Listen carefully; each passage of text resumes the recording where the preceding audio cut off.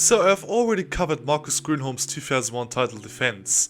If you have missed this video, go check it out now.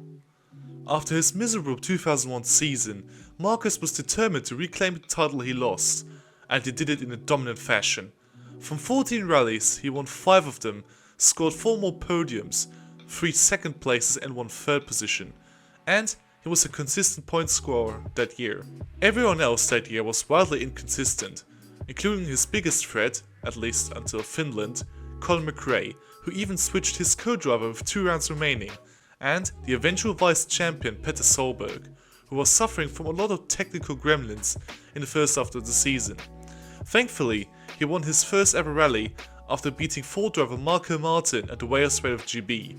At the same rally, Grönholm crashed out after approaching a corner way too fast and rolling his 206. This crash kind of foreshadowed his 2003 season in a way that I'm going to cover in this video. Enjoy!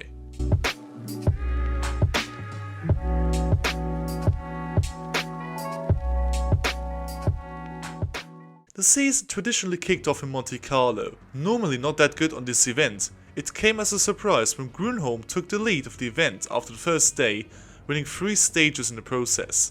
But Sebastian Loeb was right on his heels, and on stage 9, Marcus overshot the corner and had to stop for repairs, which dropped him outside of the points.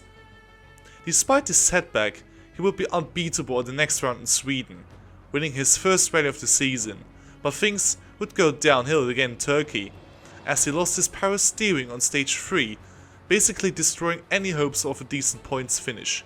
He would narrowly miss out on points with a 9th place finish. He would recover from this with another total domination in New Zealand, winning the rally even after he turned his car on its side, requiring the help of spectators to continue. His win in Argentina was another proof that Marcus was one of the fastest rally drivers of its era. On day 1, after building up a healthy lead, he would clip a rock, damaging his suspension, and he dropped back to 6th.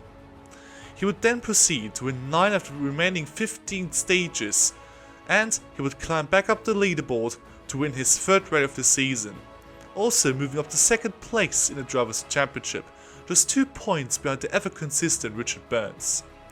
But from now on, his season would go downhill. In Greece, Marcus's rally came to an end after day 1, when, on the road section, he lost oil pressure and was forced to retire from 3rd place. In Cyprus, he ended day 1 in the lead, but had to retire early on day 2 due to a broken prop shaft.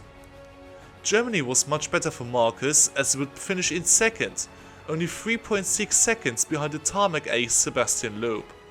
He was even leading at one point, but a mistake from Marcus gave Seb the lead and the win. The Rally of Finland was next, and he really needed to start winning to retain the number 1 on its door. He was once again fighting for the win, even leading on day 2 before he suddenly lost his right front wheel on Olympoia and he had to retire from the rally.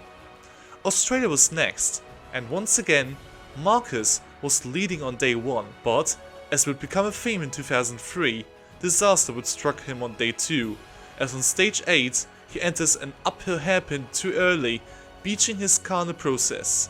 He lost so much time that he retired again.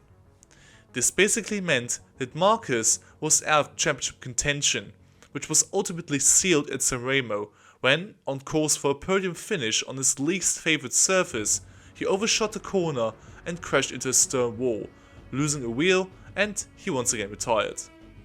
A 4th and 6th place finish followed afterwards in Corsica and Catalonia, finally finishing rally again at a time where the 206 in general was struggling to compete against the Citroën Azara, the new spec Ford Focus, and the Subaru Impreza.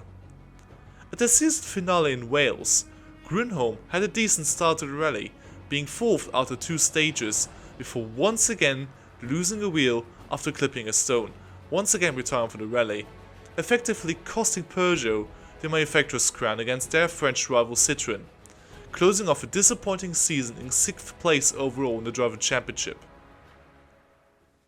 But what is left to say about Marcus' 2003 season? He was undoubtedly one of the fastest drivers in the season, often setting faster stage times, leading rallies, or being in good positions. But unreliability of his 206 and driving errors were the cause of his demise of the season. It was kinda a opposite to the 2001, where he had a disappointing start, even though he was once again the quickest driver, but he had so much bad luck in the first half of the season that his championship hopes were eventually dashed. Unfortunately, he would not have the opportunity to reclaim his crown, as from 2004 onwards, the Peugeot team were falling behind in pecking order, thanks to the introduction of the Peugeot 307 WRC. There's already a video out there about this era from failed races. Go check it out please, he does some really cool stuff. But thankfully for Marcus, his move to Ford in 2006 gave him another chance to fight for the championship. But this will be covered in a different video, so stay tuned for more. Anyway guys, thanks for watching, and I'll see you in the next video. Goodbye.